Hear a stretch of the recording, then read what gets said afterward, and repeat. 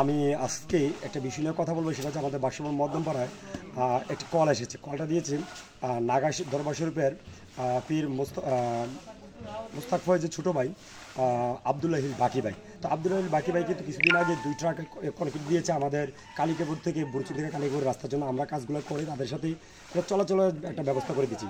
মধ্যমপাড়া একটি কলের জন্য কথা বলা হয়েছিল।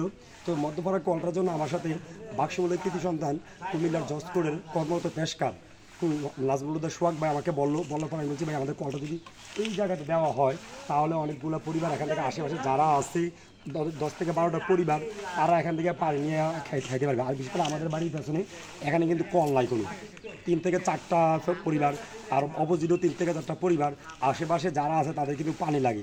তো এমন একটা জায়গাতে আমরা কলটা বসাতে বলছি, সবাই মোটামুটি খুশি হয়েছে যে এই কলটা এখানে বসানোর কারণে।